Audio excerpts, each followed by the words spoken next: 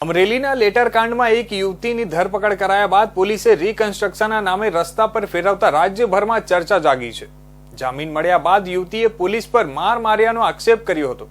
ત્યારે આ મામલે આમ આદમી પાર્ટીના નેતા ગોપાલ ઇટાલિયાએ સુરતમાં જાહેરમાં પોતાના શરીર પર પટ્ટા મારી માફી માંગી હતી। ગોપાલ ઇટાલિયાએ કહ્યું હતું કે અમરેલીની દીકરીને પોલીસે જે પટ્ટા માર્યા છે એ પટ્ટા આજે હું જાહેરમાં ખાઈશ।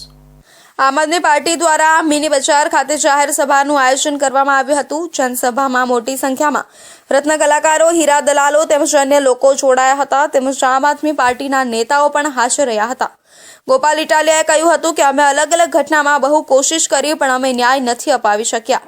એનો મને અફસોસ છે। હું માફી માંગુ છું।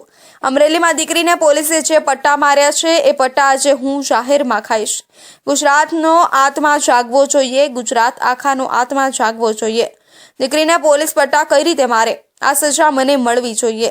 દોસ્તો, અમે ન્યાય નથી અપાવી શક્યા એનો અફસોસ થાય છે। હું ગુજરાતનો આત્મા જગાડવા માંગુ છું। કોઈ અમને મત ના આપતા પણ દીકરીને ન્યાય અપાવવા તમારો આત્મા જગાડો। અમને આખી જિંદગી મત ન દેતા। અમરેલી લેટરકાંડની અંદર જે યુવતીની ધરપકડ કરવામાં આવી હતી ત્યારબાદ તેનું સરઘસ કાઢવામાં આવ્યા હોવાની વાત સામે રાજ્યભરમાં રાજકીય ગરમાવો આવી ગયો હતો। યુવતીને જામીન મળ્યા બાદ નિવેદન આપતા કહ્યું હતું કે મને પોલીસ દ્વારા પટ્ટાથી માર મારવામાં આવી હતી। લેટરકાંડમાં જે સીધી રીતે આરોપી ન હોવા છતાં પણ તેની સાથે પોલીસ દ્વારા જે કૃત્ય કરવામાં આવ્યું છે તેની દુનિયા હોવાનું કહીને ગોપાલ ઇટાલિયા દ્વારા જાહેર સભાના મંચ ઉપર પોતાનો પટ્ટો કાઢીને પોતાને મારવાનું શરૂ કરી દીધું હતું। તેમણે માફી માંગતા કહ્યું હતું કે હું આ દીકરીને ન્યાય અપાવી શક્યો નથી, તેથી હું પટ્ટા મારીને પોતાની જાતને સજા આપું છું। અમરેલીની દીકરીને જે પટ્ટા માર્યા છે, હું એમ માનું છું કે હવે ગુજરાતની સભા સુરતમાં ભલે હોય, આ સંબોધન આખા ગુજરાતને છે મારું। હજુ આપણો આત્મા નહીં જાગે તો કેદી જાગશે? આપણો આત્મા જાગી જવો જોઈએ કે આ શું તમાશો હાલે છે, આ કેવી રીતે હાલે? ગુંડાઓ, બુટલેગરો, માફિયાઓ, તોડબાજો, ડ્રગ્સ વાળા, દારૂ વાળા, રેતી વાળા બેફામ ફરે અને નિર્દોષ માણસને પોલીસ સ્ટેશનમાં માર મારે છે। અમે રજૂઆત લઈને જઈએ તો અમારા ઉપર એફઆઈઆર। એટલે મેં નક્કી કર્યું છે કે ગુજરાતનો આત્મા જગાડવાનો છે દોસ્તો।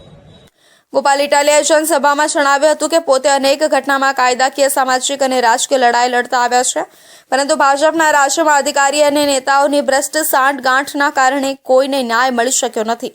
ગુજરાતમાં લઠ્ઠાકાંડમાં જસદણ દુષ્કર્મ, મોરબી કાંડ, અગ્નિકાંડ, સરઘસ કાંડ, હરણી બોટકાંડ, પેપર લીક કાંડ જેવી અનેક ઘટનાઓ ગોપાલ ઇટાલિયા લડાઈ લડી ચૂક્યા છે, પરંતુ ન્યાય ન અપાવી શક્યા। તેમની માફી માંગતા ઇટાલિયાએ સ્ટેજ પરથી પોતાને પટ્ટાથી માર મારીને સજા કરી હતી।